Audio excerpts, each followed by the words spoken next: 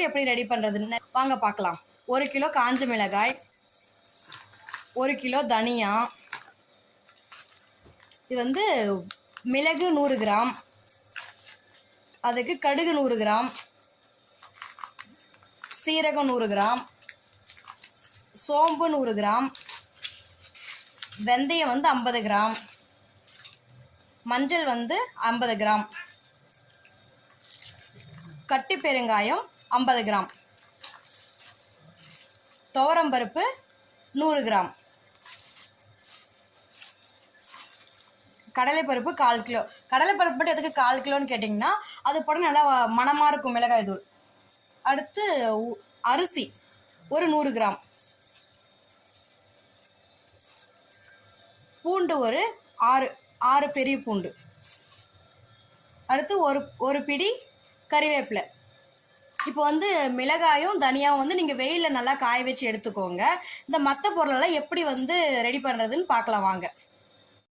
First வந்து இப்போ நம்ம வந்து மிளகு வறுத்துட்டு இருக்கோங்க. மிளகு வறுத்து எடுத்ததுக்கு அப்புறமா நம்ம சோம்பு அதை மாதிரி வறுத்து எடுத்துக்கலாம். அடுத்து சீரகம் நாம அதே போல் வறுத்து எடுத்துக்க போகிறோங்க. இப்போ அடுத்து நம்ம கடுகும் அதே போல் வறுத்து எடுத்துக்க போகிறோங்க. இப்போ அடுத்து வெந்தயமும் அதே போல் நம்ம வறுத்து எடுத்துக்க போகிறோங்க. அடுத்து நம்ம வந்து துவரம்பருப்பும் அதே போல் வறுத்து எடுத்துக்கலாம். இப்போ அடுத்து வந்து கடலைப்பருப்பு அதே போல் வறுத்து எடுத்துப்போம். இப்போ அடுத்து கறிவேப்பிலை அதே போல் வறுத்து எடுத்துக்கலாம். அரிசி நம்ம போட்டு அதே போல் கைவிடாமல் கிண்டிகிட்டே இருக்கணும். கைவிடாம இப்போ இருந்ததுக்கும் எப்படி வந்து வறுந்துருக்கு பார்த்தீங்கன்னா, பொரிஞ்சிருக்கு பாருங்க, இது மாதிரி இருக்கணும்.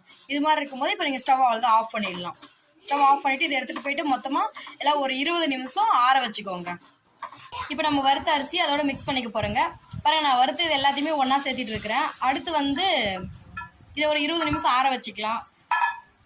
இப்போ வந்து பெருங்காயம் வந்து பூண்டு மஞ்சள் இது வந்து வறுக்க தேவையில்லை, இதில் அப்படியே ஆட் பண்ணிக்கலாம். இது ஒரு 20 நிமிஷம் எல்லாம் ஆற வச்சுட்டு அதுக்கப்புறம் நம்ம கொண்டு போய் அரைச்சிட்டு வந்துடலாம். ஃப்ரெண்ட்ஸ், நம்ம பின்ன வறுத்த மசாலா ஐட்டம்லாம் கொண்டு போயிட்டு மிஷினில் கொடுத்து அரைச்சிட்டு வந்தாச்சு. நீங்கள் வந்து இது மாதிரி வீட்டில் ரெடி பண்ணி பாருங்கள். நல்லா மணக்க இருக்கு பாருங்க. இது வந்து வீட்டில் ரெடி பண்ணி பாருங்கள். உங்களுக்கு பிடிச்சிருந்தா லைக் பண்ணுங்கள், ஷேர் பண்ணுங்கள், மறக்காமல் கமெண்ட் பண்ணுங்கள்.